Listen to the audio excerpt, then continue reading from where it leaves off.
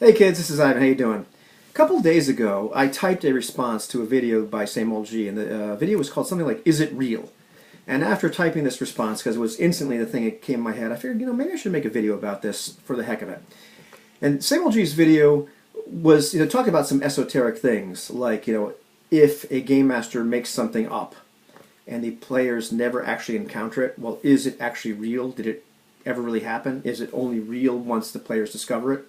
And before that, it's really just in a quantum state of, is it real or not? If a tree falls in the forest and nobody's there to hear it, was there even a forest? All that kind of stuff. I don't want to go down that rabbit hole, but the discussion he had, or the video that he made, was kind of prompted by discussions he had with Anthony about tripwires, things that are found in Circle of Hands, the idea that there can be consequences to player actions, which later on you might encounter. And Anthony's made some great videos about that. I'd like to make one myself because that's a really, really neat subject. But the thing I really wanted to focus on here, and the thing I thought about and made that comment about in the response to his video, was the idea that just because a game master thinks about what consequences of actions might be, that doesn't mean that they are going to enforce them or force them on the players. This isn't a method of railroading. It could be, but it doesn't have to be. Instead, there's a very real part of the game, at least for me, that can exist, as a game master, in between games, when I think about, well, what's just happened? What would the consequences of those actions and interactions be? And maybe the players have moved on to a different area. But what's happening in the area that they were just in? What's happened as a result of them being there? And what would logically happen? And I think about that. Maybe I even make some random rolls. And maybe nothing ever comes of that. Maybe they never encounter this again. I don't need to spend a lot of time on this, but just, think about, geez, what has happened since then?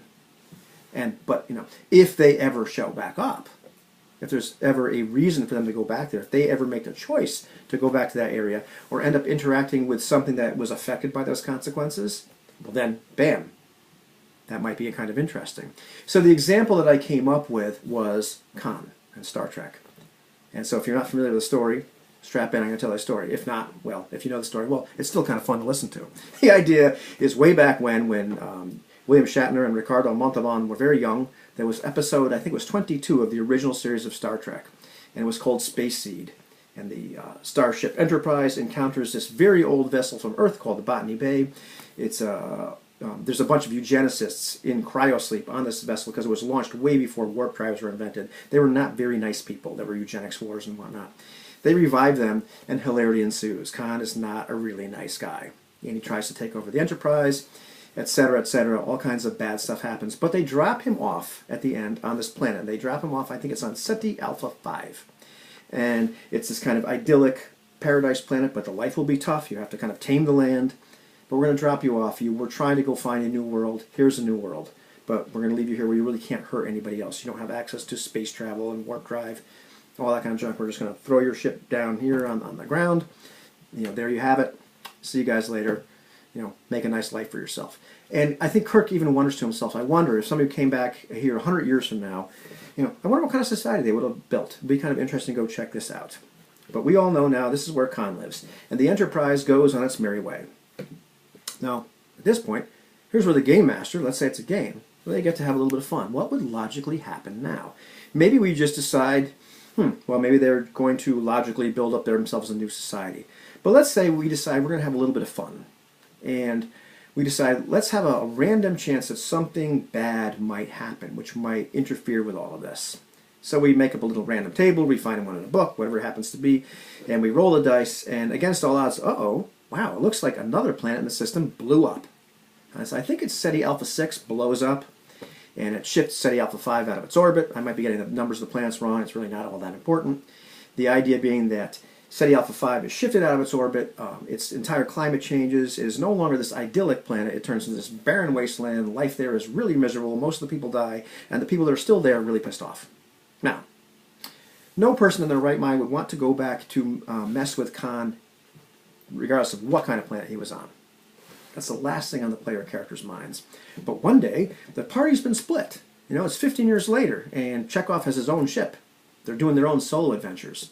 And Chekhov shows up, He's looking for a candidate for the Genesis device, and he lands on what he thinks is SETI Alpha 6. But it's not. It's SETI Alpha 5, because SETI Alpha 6 is blown up. SETI Alpha 5 has kind of moved into that orbit. They're on this wasteland planet, and he finds this vessel on the ground. He scrapes off the dirt on this, corrosion on this nameplate. It's the Botany Bay. And he says, "Oh no!" Then, of course, by then it's too late. Khan and his goons get him, and once again, hilarity ensues. And you have the movie The Wrath of Khan. What just happened? There were consequences based partly upon the player's actions. They stranded this guy on this planet, partly based upon some random stuff. But in any event, the game master came up with some kind of logical idea. Well, what would happen here? In this case, he's rolled some dice as well. Said, oh wow, a real misfortune happened here. Things are really bad for Khan. This does not mean that Khan is going to go chasing the Federation and trying to kill Kirk, because he can't. All it means is this is what this location is now like. And should the player characters ever venture back here, this is what they're going to find. And in this particular case, the player characters really didn't even want to venture there. They didn't think they were going to SETI Alpha 5. They thought they were going to SETI Alpha 6. But, confusing new location because of consequences. And you have the Wrath of Khan. To me, this is kind of a decent analogy or model of the kind of stuff that I like to do, which, isn't railroading. In other words, we're not chasing the players trying to dump these consequences on their head, but it can be a lot of fun as a game master to just spend a few minutes, kind of thinking, geez, what would happen now? And then, if the players ever, return to that area or encounter something that would have been affected by those consequences, well, then interesting stuff can happen. And so, is that stuff real before the players discover it? Well, I would say yes. That's just my personal bias and preference. Anyhow, what do you think about that?